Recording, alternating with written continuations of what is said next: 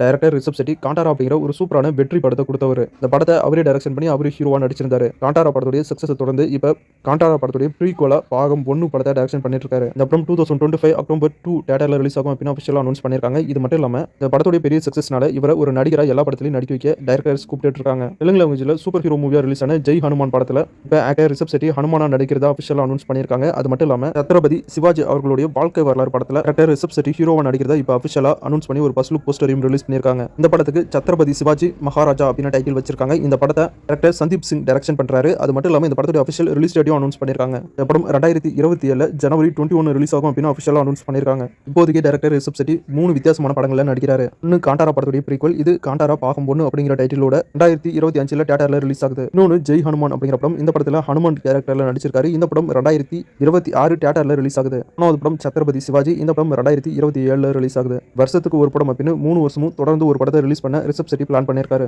Actor Siddharth ஹீரோவா நடிச்சிருக்க படம் தான் மிஸ் யூ. போன வாரம் நவம்பர் 29 தியேட்டர்ல ரிலீஸ் ஆக வேண்டியது. ஆனா ரிலீஸ் டேட்டை தள்ளி வச்சிட்டாங்க. இப்போ இந்த படம் டிசம்பர் 13 ரிலீஸ் ஆகும் அப்படின்னு மூவி டீம் ஒரு நியூ ரிலீஸ் டேட்டை அஃபிஷியலா அனௌன்ஸ் பண்ணி ஒரு நியூ போஸ்டரை ரிலீஸ் பண்ணிருக்காங்க மூவி டீம்.